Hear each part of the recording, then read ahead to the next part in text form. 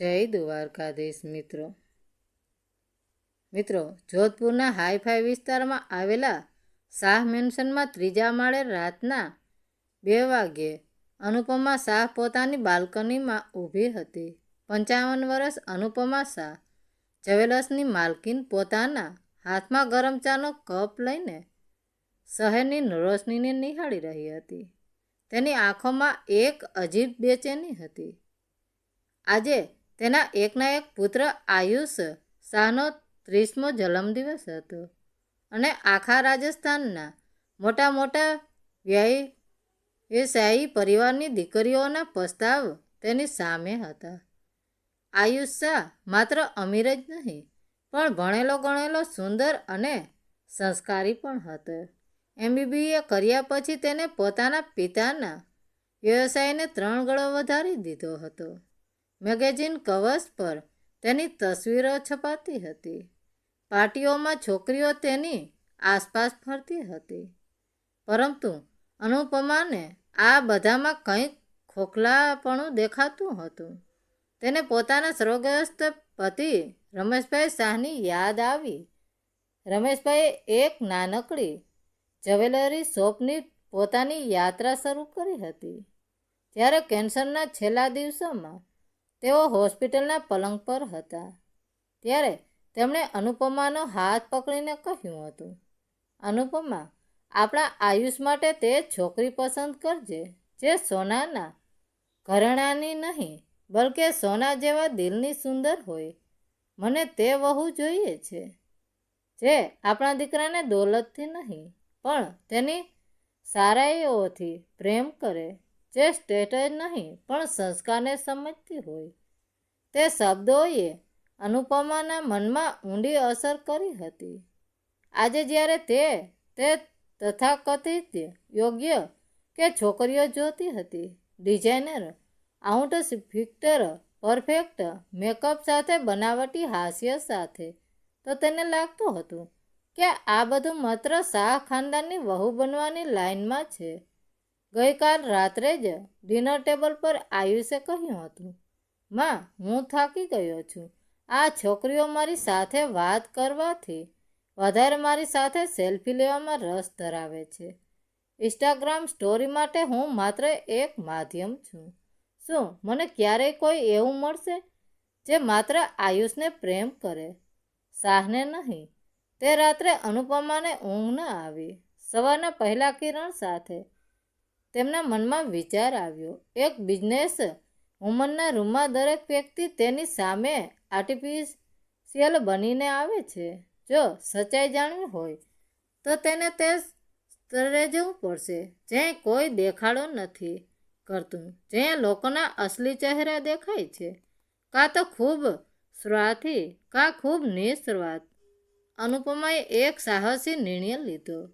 તેને પોતાના રૂમમાં જઈને પોતાની મોંઘી સિલ્કની સાડી ઉતારી, પોતાના હીરા મોતીના ઘરેણાં, રોલેક્સ ઘડિયાળ અને ત્યાં સુધી કે પોતાની લગ્નની વીંટી પણ ઉતારીને તિજોરીમાં મૂકી દીધી.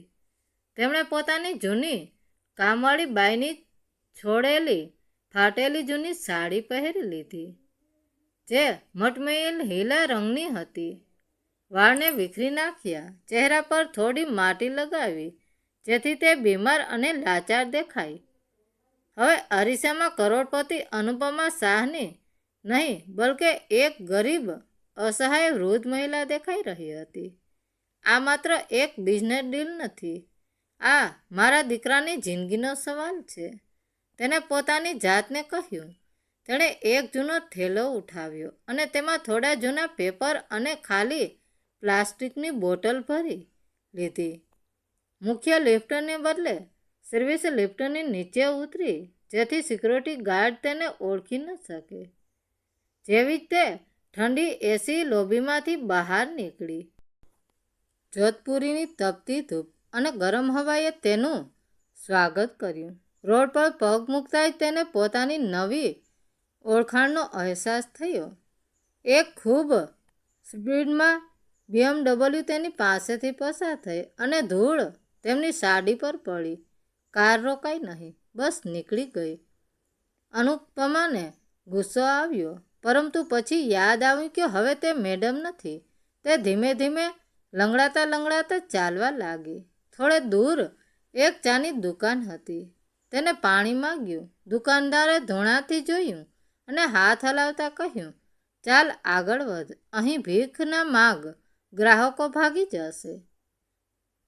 અનુપમાએ કંઈ કહ્યા વગર માથું ઝુકાવી લીધું. અનુપમાનો આ પહેલો ઘૂંટ ખૂબ કડવો હતો, પરંતુ તેનાથી તેનો ઈરાદો વધુ પક્કો થઈ ગયો. જેને સમજાઈ ગયું કે પૈસા અને પાવર વગરની દુનિયા કેટલી ક્રૂર હોઈ શકે છે.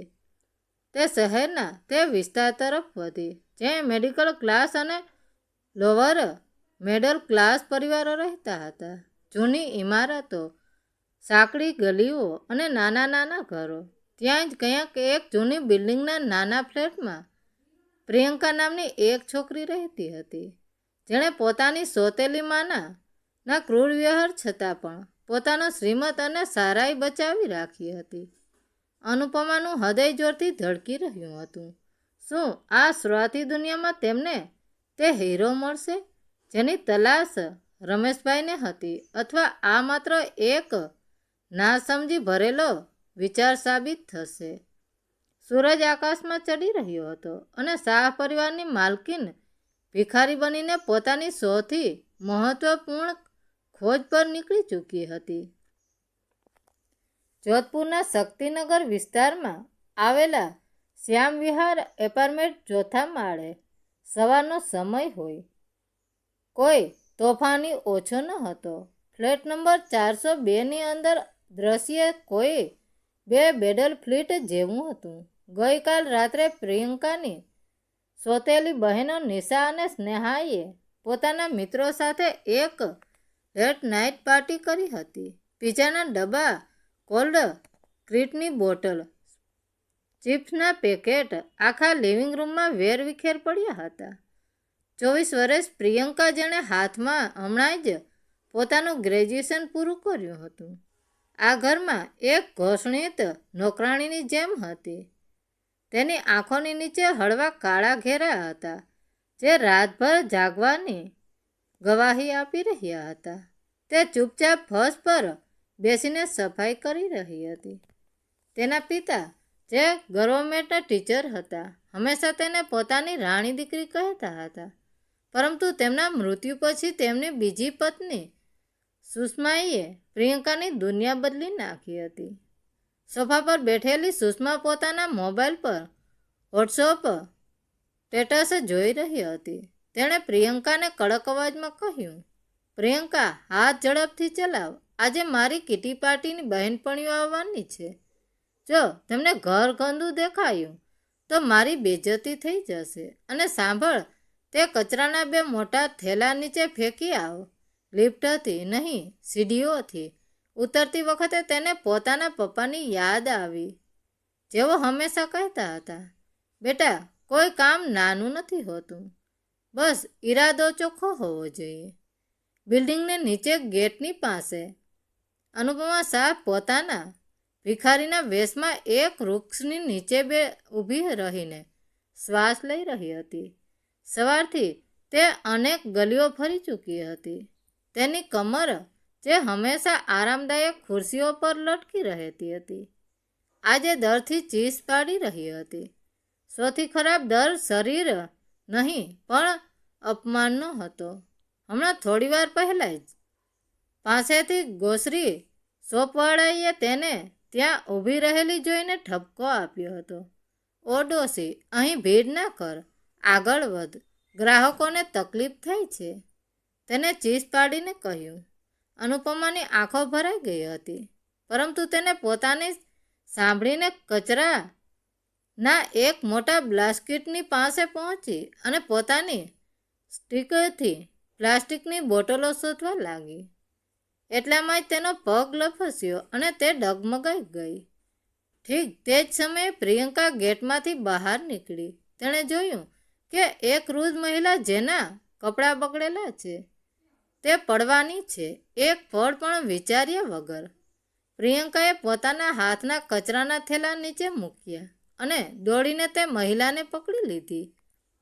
ધ્યાન રાખો માજી, પ્રિયંકાના અવાજમાં સાચી ચિંતા હતી, ના કે તે ગુણા જે અનુપમાને આજે સવારથી સાંભળી રહી હતી. પ્રિયંકાએ અનુપમાને સીધી ઊભી કરી અને તેની મેલી સાડીની પરવા કર્યા વગર પોતાના દુપટ્ટાથી એના માથાનો પરસેવો લૂછ્યો. અનુપમા સસ્તબંધ થઈ ગઈ. તે છોકરીને ધ્યાનથી જોવા લાગી. પ્રિયંકાની સાદગી, તેની મોટી મોટી માસૂમ આંખો અને ચહેરા પર એક અજીબ સુકૂન હતું. તમે ઠીક તો છો ને માજી? પ્રિયંકાએ કોમળતાથી પૂછ્યું. તડકો ખૂબ વધારે છે, તમે અહીં છાયામાં બેસી જાઓ. અનુપમાએ ધ્રુજતા અવાજમાં પોતાનો અભિનય જારી રાખ્યો. હા બેટા, વૃદ્ધ અવસ્થા છે, શરીર હવે સાથ નથી આપતું. થોડો કચરો વીણી લઉં તો 2 ટાઈમની રોટલી મળી જાય. પ્રિયંકાનું હૃદય પીગળી ગયું.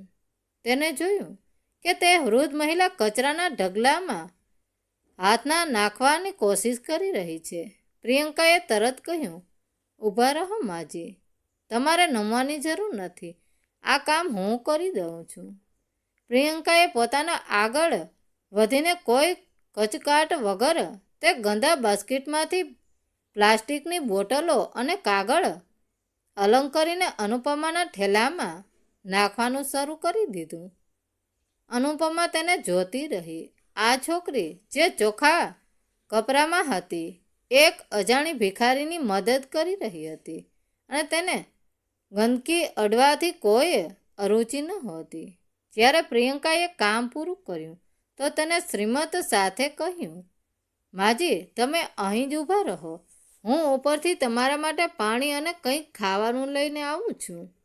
પરંતુ તે પહેલાં કે પ્રિયંકા પાછળ ફરે, ઉપરની બાલ્કનીમાંથી સુષ્માનો કર્કશ અવાજ ગૂંજ્યો. પ્રિયંકા, તું ત્યાં શું કરી રહી છે? તને કચરો ફેંકવા મોકલી હતી કે કચરો ભેગો કરવા? પ્રિયંકા ડરી ગઈ. તેને ઉપર જોયું જ્યાં સુષ્મા ગુસ્સેથી લાલ થઈને તેને ઘૂરી રહી હતી. સુષ્માએ ચીજ પાડી, તને શરમ નથી આવતી? આપણી બિલ્ડિંગની રેપ્યુટેશન છે, તું તે ભિખારણ સાથે વાત કરી રહી છે. જો કોઈ પાડોશીએ જોઈ લીધું તો તેઓ શું વિચારશે? ચાલ ઉપર આવ, નહીંતર આજે તને ઘરમાં ઘૂસવા નહીં દઉં. પ્રિયંકાની આંખોમાં આંસુ આવી ગયા. તેને લાચારીથી અનુપમાની તરફ જોયું. મને માફ કરજો માજી, મારે જવું પડશે, પોતાનું ધ્યાન રાખજો. પ્રિયંકા માથું ઝુકાવીને ઝડપથી પગલાં સાથે બિલ્ડિંગની અંદર જતી રહી, જાણે તેને કોઈ ગુનો કર્યો હોય. અનુપમા ત્યાં જ ઊભી રહી. તે બિલ્ડિંગની નીચે દિવાલોને અને પછી તે છોકરીની પીઠને જોતી રહી. સુષ્માની કરવી વાતોએ અનુપમાને હૃદયને દુઃખ નહોતું પહોંચાડ્યું, બલકે પ્રિયંકાને લાચારીએ દુઃખ પહોંચાડ્યું હતું. અનુપમાએ મનમાં ને મનમાં વિચાર્યું, આ છોકરી પાસે પોતાની આઝાદી નથી, તેમ છતાં આણે મારો બોજ હળવો કરવાની કોશિશ કરી છે. જે પોતે દર્દમાં છે તે જ બીજાનો દર્દ સમજી શકે છે. તે દિવસે શાહ પરિવારની માલકીનીને પોતાની પહેલી લીડ મળી ગઈ હતી. તે સમજી ગઈ હતી કે પ્રિયંકાની સાદગી માત્ર દેખાડું નથી, પરંતુ એ પારખવા માટે કે શું આ સારાઈ દરેક પરિસ્થિતિમાં કાયમ રહેશે છે, તેણે વધુ નજીક જવું પડશે. અનુપમાએ પોતાનો થેલો ઉઠાવ્યો અને ધીમે ધીમે ચાલવા લાગી, પરંતુ તેને નક્કી કરી લીધું હતું કે તે કાલે ફરી અહીં જ આવશે.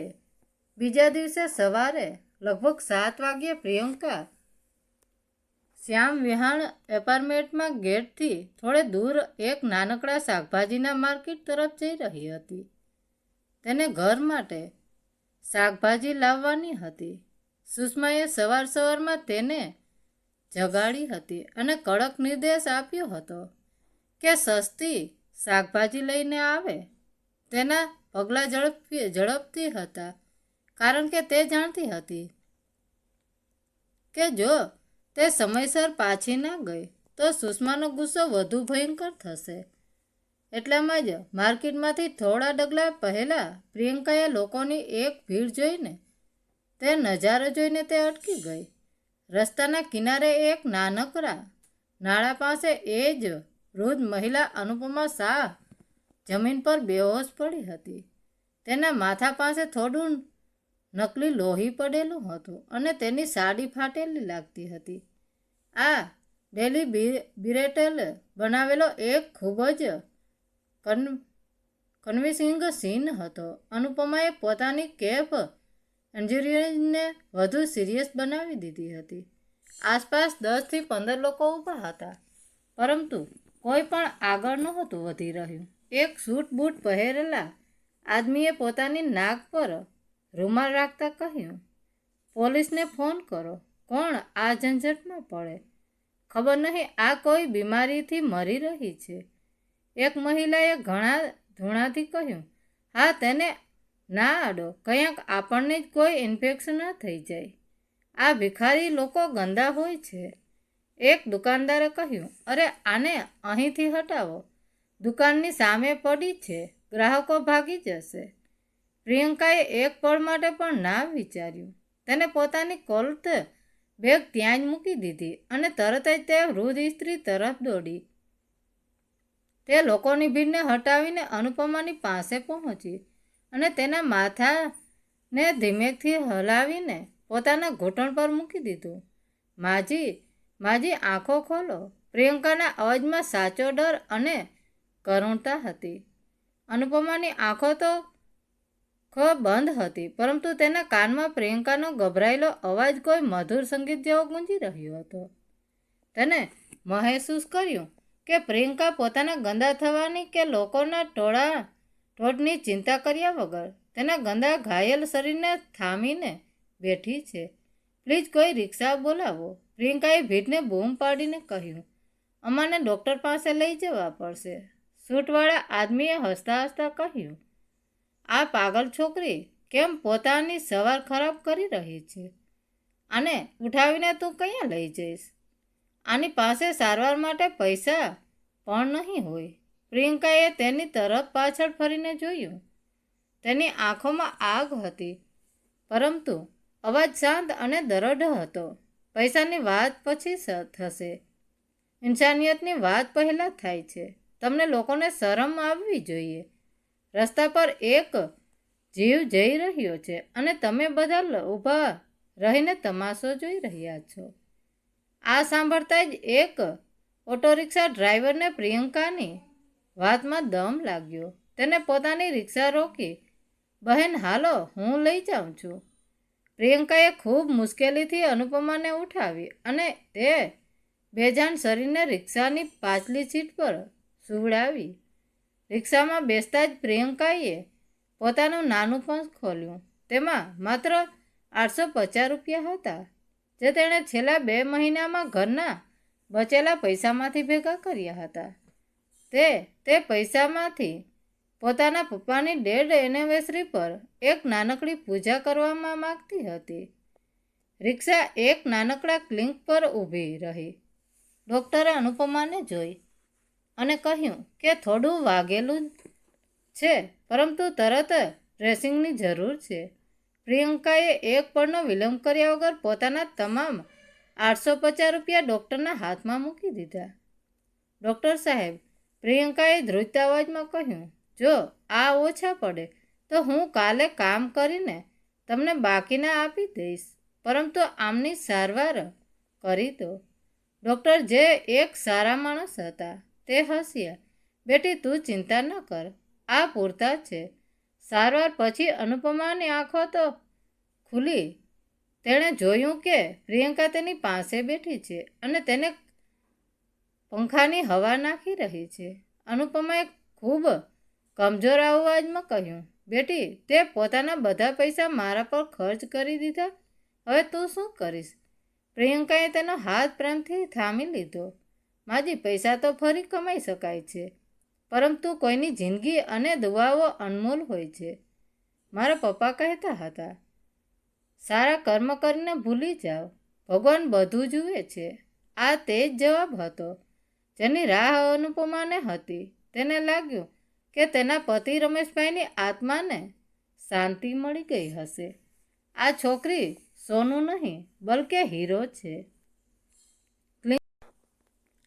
ક્લિનિકમાંથી બહાર નીકળતી વખતે અનુપમાએ પ્રિયંકાને કહ્યું, બેટી, હું તારા અહેસાન ક્યારેય નહીં ભૂલું.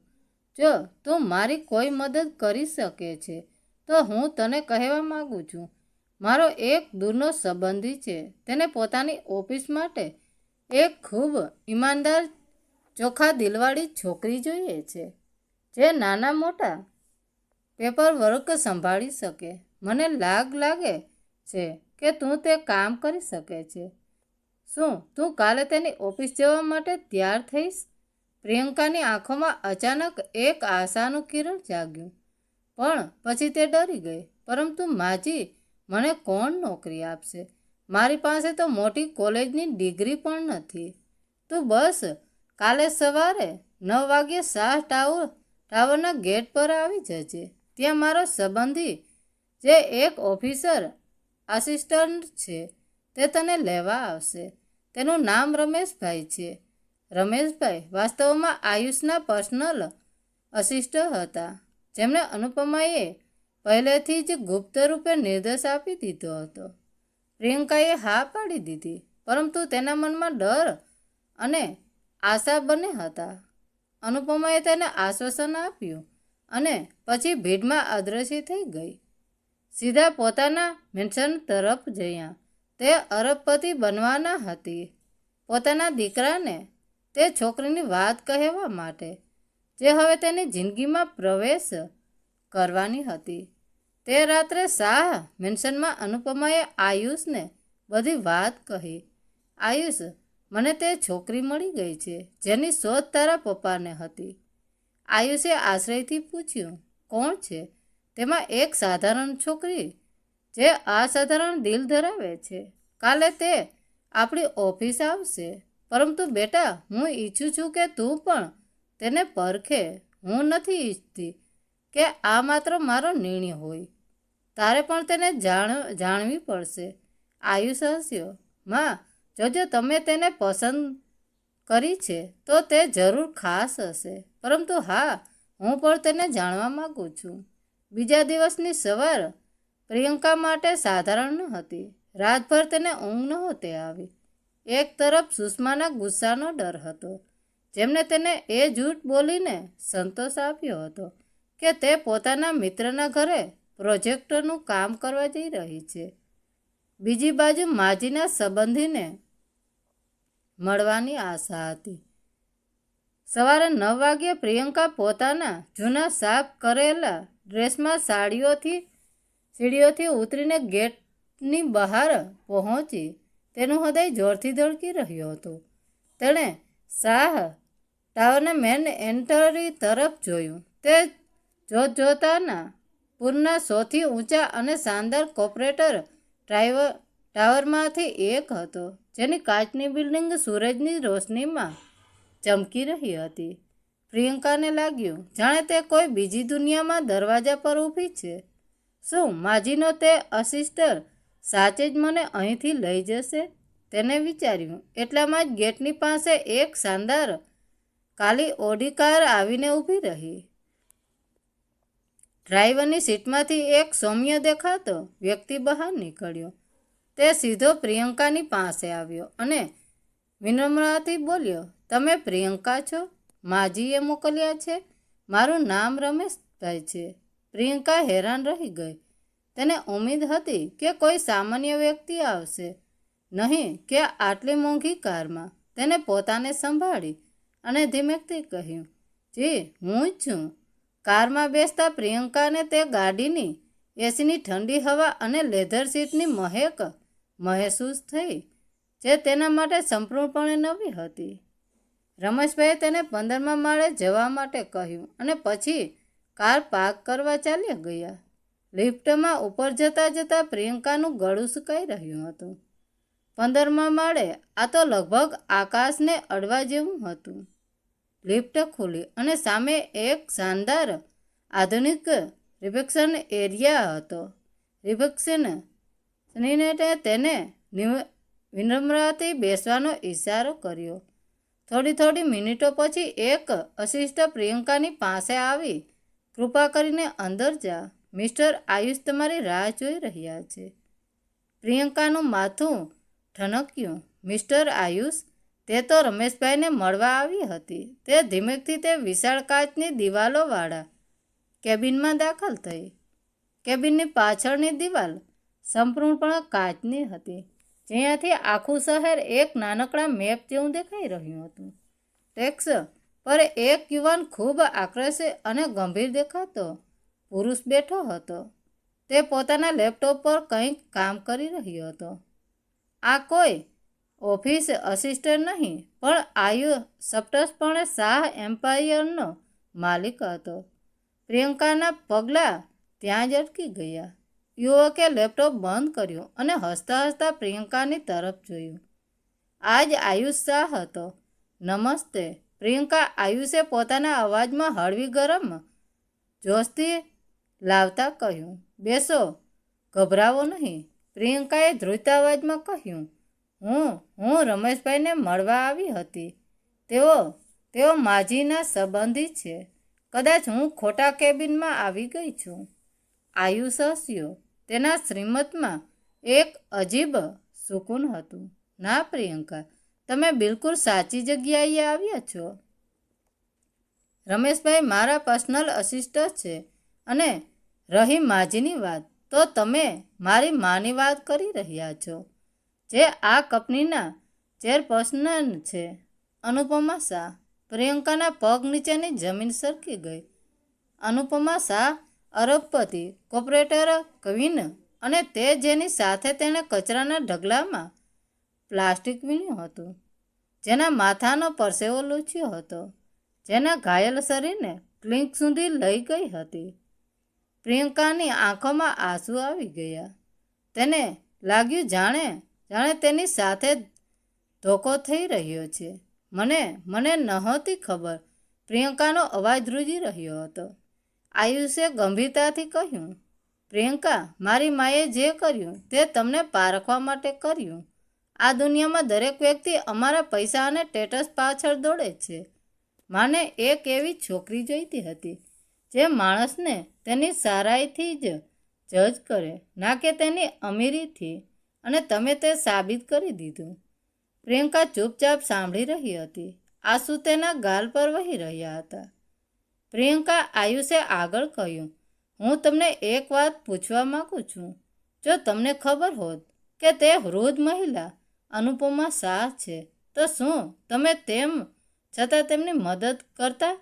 પ્રિયંકાએ આંસુ લૂછ્યા અને દ્રઢતાથી કહ્યું. હા, હું કરતી, કારણ કે મારા પપ્પાએ મને આ જ શીખવ્યું હતું. મદદ કરવી કોઈની હેસિયત કોઈને નહીં, પણ તેની જરૂરિયાત જોઈને થાય છે. આયુષ હસ્યો. તેને પોતાનો જવાબ મળી ગયો હતો. તે દિવસ પછી પ્રિયંકાના જીવનમાં મોટા બદલાવ આવવા લાગ્યા. અનુપમા અને આયુષે તેને શાહ જ્વેલર્સની ઓફિસમાં જુનિયર આસિસ્ટન્ટની નોકરી આપી દીધી. શરૂઆતમાં પ્રિયંકાને લાગ્યું કે આ બધું એક સપનું છે. તે રોજ સવારે ઓફિસ જતી, પોતાનું કામ કરતી અને સાંજે ઘરે પાછી આવતી. સુષ્માને તેને કહી દીધું હતું કે તેને એક નાનકડી નોકરી મળી છે. સુષ્મા પહેલાં તો નારાજ થઈ. પછી જ્યારે તેને જોયું કે પ્રિયંકા હવે પૈસા લાવવા લાગી છે, તો તે થોડી શાંત થઈ ગઈ. જોકે તેનો ટોટ અને વ્યવહારમાં કોઈ ખાસ બદલાવ આવ્યો નહોતો. પરંતુ પ્રિયંકા માટે અસલી ચેલેન્જ હવે શરૂ થવાની હતી. આયુષે પોતાની માને કહ્યું. માં, હું પ્રિયંકાને વધુ જાણવા માગું છું. માત્ર તેની સારાઈ નહીં, પણ તેના સપના, તેના વિચાર, તેની વેલ્યુઝ પણ. અનુપમા હસી. બેટા, આ ખૂબ સારી વાત છે, પરંતુ યાદ રાખજે, ઉતાવળ ન કરીશ. સંબંધ સમય માગે છે. ધીમે ધીમે આયુષ અને પ્રિયંકા વચ્ચે વાતચીત વધવા લાગી. પહેલાં ઓફિસના કામોની વાતો થતી, પછી સામાન્ય જીવનની વાતો. એક દિવસ ઓફિસના લંચ બ્રેકમાં આયુષે પ્રિયંકાને પૂછ્યું. પ્રિયંકા, તમારા સપના શું છે? પ્રિયંકાએ થોડું વિચાર્યું અને પછી કહ્યું. સર, મારું બસ એક જ સપનું છે. એક એવો પરિવાર જ્યાં પ્રેમ અને રિસ્પેક્ટ હોય. હું ખૂબ મોટી વસ્તુઓ નથી ઈચ્છતી. બસ એટલું જ ઈચ્છું છું કે મારી પાસે પોતાની એક ઓળખ હોય અને હું કોઈના પર બોજ ન બનું. આયુષ પ્રભાવિત થયો. આજ સુધી તેણે જે છોકરીઓ જોઈ હતી તે ડિઝાઇનર બેગ, ફોરેસ્ટ ટિપ્સ અને લક્ઝરી લાઇફસ્ટાઇલની વાતો કરતી હતી. પરંતુ પ્રિયંકાની ખ્વાહિશો એટલી સરળ અને જેન્યુઅન હતી. થોડા અઠવાડિયા પછી ઓફિસમાં એક મોટી વેન્ટર થવાની હતી.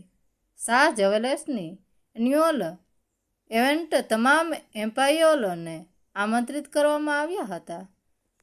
પ્રિયંકા ગભરાઈ ગઈ. તેની પાસે પહેરવા માટે કોઈ સારો ડ્રેસ ન હતો અને તે નહોતી ઈચ્છતી કે તેને કોઈની સામે અપમાનિત કરવામાં આવે. તેને આયુષને કહ્યું, સર, હું કદાચ ઇવેન્ટમાં નહીં આવી શકું. ઘરમાં થોડું કામ છે. પરંતુ આયુષ સમજી ગયો કે અસલી કારણ શું છે. બીજા દિવસે ઓફિસમાં એક મોટું પેકેજ પ્રિયંકાની ડેસ્ક પર આવ્યું. તેમાં એક સુંદર આલિંગન સાડી હતી. ના ખૂબ મોંઘી, ના ખૂબ સસ્તી, બિલકુલ પ્રિયંકાની પર્સનાલિટી અનુસાર. સાથે એક ચિઠ્ઠી હતી. પ્રિયંકા, આ તમારી મહેનતની પહેલી સેલેરીનું બોનસ છે. કૃપા કરીને ઇવેન્ટમાં જરૂર આવજો. ટીમ શાહ.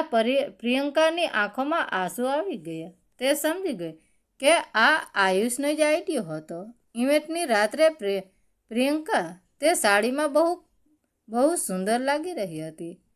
તેની સાદગી તેની સૌથી મોટી સુંદરતા હતી. જ્યારે તે હોલમાં દાખલ થઈ તો આયુષની નજર તેના પર પડી. તે એક પળ માટે શસ્તબંધ રહી ગયો. આખી સાંજ આયુષ અને પ્રિયંકાએ સાથે ટાઈમ વિતાવ્યો. તેઓ એકબીજા સાથે વાતો કરતા રહ્યા. લાઈફ, સપના, વેલ્યુઝ અને ફેમિલી વિશે. તે રાત્રે આયુષને અહેસાસ થઈ ગયો કે પ્રિયંકા તે જ છોકરી છે જેને તે શોધી રહ્યો હતો. પરંતુ હજુ એક છેલ્લી પરીક્ષા બાકી હતી. બીજા દિવસે અનુપમાએ પ્રિયંકાને પોતાના કેબિનમાં બોલાવી. બેટી, અનુપમાએ કહ્યું, હું તને કંઈક પૂછવા માંગુ છું. જો આજે હું તને કહું કે આયુષ તારી સાથે લગ્ન કરવા માંગે છે તો તું શું કહીશ? પ્રિયંકા દંગ રહી ગઈ. તેને ક્યારેય વિચાર્યું પણ નહોતું કે વાત આટલી આગળ વધી ચૂકી છે. મેડમ, પ્રિયંકાએ કહ્યું, હું નથી જાણતી. હું તો માત્ર એક સાધારણ છોકરી છું. આયુષ સર ખૂબ સારા છે, પરંતુ અમારા બંનેની દુનિયા ખૂબ અલગ. અનુપમા હસી. બેટી, હું તને એ નથી પૂછતી કે તું અમારા લેવલની છે કે નહીં. હું એ પૂછી રહી છું કે શું તું આયુષને પ્રેમ કરી શકીશ? શાહ નામને નહીં, બલકે માણસ આયુષને. પ્રિયંકાએ વિચાર્યું. છેલ્લા કેટલાક અઠવાડિયામાં આયુષે તેની સાથે જે રિસ્પેક્ટ અને કેર કરી હતી તે તેને યાદ આવ્યું. મેડમ, પ્રિયંકાએ કહ્યું, જો આયુષ સર આજે એક સાધારણ આદમી હોત તો પણ હું તેમની રિસ્પેક્ટ કરતી, કારણ કે તેમણે મને ત્યારે નાના ઘરની મહેસૂસ નથી કરાવી. તેમણે મને એક માણસ તરીકે ટ્રીટ કરી. અનુપમાની આંખોમાં આંસુ આવી ગયા. આજ તે જવાબ હતો જે તેમને જોઈતો હતો. પ્રિયંકા. અનુપમાએ કહ્યું, હું તને સાચું જણાવું છું. તે દિવસ જ્યારે હું ભિખારણ બનીને તારી સામે આવી હતી તે મારો એક ટેસ્ટ હતો. હું પોતાના દીકરા માટે એક એવી છોકરી શોધી રહી હતી જે સોના જેવા દિલવાળી હોય, સોનાના ઘરેણાવાળી નહીં. અને મને તું મળી ગઈ. પ્રિયંકા રડી પડી. મેડમ, હું સમજી નથી શકતી. બેટી, અનુપમાએ તેના ખભા પર હાથ મૂક્યો. તે મારી ત્યારે હેલ્પ કરી ત્યારે તને લાગ્યું કે હું એક ગરીબ હેલ્પલેસ મહિલા છું. તે પોતાના છેલ્લા રૂપિયા મારી સારવારમાં ખર્ચી દીધા. તે મને માણસની જેમ ટ્રીટ કરી. આજ તે ક્વોલિટી છે જે હું પોતાની વહુમાં જોવા માંગતી હતી. તે દિવસ પછી બધું બદલાઈ ગયું. આયુષે ફેમિલી પ્રિયંકાને પ્રપોઝ કર્યો. ના કોઈ ગ્રેન્ડ પાર્ટીમાં, ના કોઈ એક્સપ્રેસ રેસ્ટોરન્ટમાં, પરંતુ તે જ નાનકડા ક્લિનિકની બહાર જ્યાં પ્રિયંકાએ અનુપમાનો ઇલાજ કરાવ્યો હતો. પ્રિયંકા, આયુષે કહ્યું, હું તારી સાથે લગ્ન એટલા માટે નથી કરવા માગતો કેમ કે તું પરફેક્ટ છે, બલકે હું તારી સાથે લગ્ન એટલા માટે કરવા માંગુ છું કેમ કે તું રિયલ છે. તારામાં તે હ્યુમેનિટી છે જે આજની દુનિયામાં મુશ્કેલીઓથી મળે છે. પ્રિયંકાએ હા પાડી દીધી, પરંતુ હવે સૌથી મોટી ચેલેન્જ હતી સુષ્માને કહેવાની. જ્યારે પ્રિયંકાએ ઘરે જઈને સુષ્માને બધું કહ્યું તો તે પહેલાં તો હેરાન થઈ, પછી ખુશ થઈ, કારણ કે હવે તેને લાગ્યું કે તે પણ અમીરીનો હિસ્સો બની જશે. પરંતુ પછી તેને શરમ પણ આવી. તેણે પ્રિયંકા સાથે જે ખરાબ વ્યવહાર કર્યો હતો. તેની લગ્નની તૈયારીઓ શરૂ થઈ.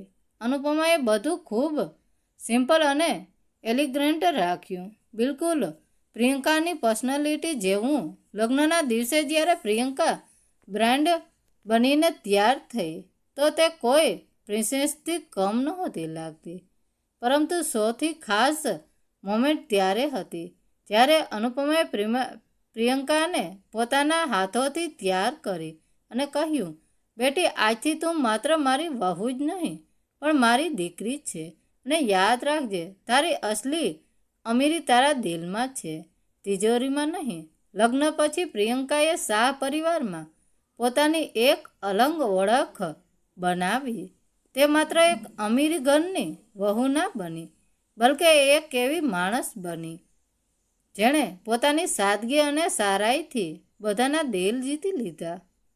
તેણે ચેરિટી વર્ક શરૂ કર્યો, ખાસ કરીને તે લોકો માટે જે ગરીબોમાં જીવી રહ્યા હતા. તે ઘણીવાર કહેતી હતી, હું જાણું છું કે ગરીબી શું હોય છે, એટલા માટે હું તે લોકોની હેલ્પ કરવા માગું છું. આયુષ અને પ્રિયંકાના લગ્ન એક મિસાલ બની ગયા કે કેવી રીતે ટ્રુ લવ અને વેલ્યુઝ પૈસા અને સ્ટેટસથી વધુ મહત્વની છે. અને અનુપમા તે ખુશ હતી કે પોતે પોતાની પતિની ઈચ્છા પૂરી કરી. તેને પોતાના દીકરા માટે એક એવું વહુ શોધી જે સોના જેવા દિલવાળી હતી. થોડા વર્ષો પછી જ્યારે પ્રિયંકા અને આયુષના બાળકો થયા તો અનુપમાએ તેમને તે આખી વાર્તા સંભળાવી. કેવી રીતે તેમની દાદી ભિખારણ બનીને તેમની માને શોધવા નીકળી હતી. બાળકોએ પૂછ્યું, દાદી, પરંતુ તમે આટલી મુશ્કેલીઓ કેમ ઉઠાવી? અનુપમા હસી અને બોલી, બેટા, અસલી વસ્તુઓ સરળતાથી નથી મળતી અને તમારી માં જેવો હીરો તો વધુ મુશ્કેલીથી મળે છે. ક્યારેક સચ્ચાઈ જાણવા માટે થોડો મુશ્કેલ રસ્તો પસંદ કરવો પડે છે. તો મિત્રો, વાર્તા કેવી લાગી? સારી લાગી હોય તો કોમેન્ટ કરીને જરૂર જણાવજો. ધન્યવાદ મિત્રો. રાધે રાધે. જય દ્વારકાધીશ.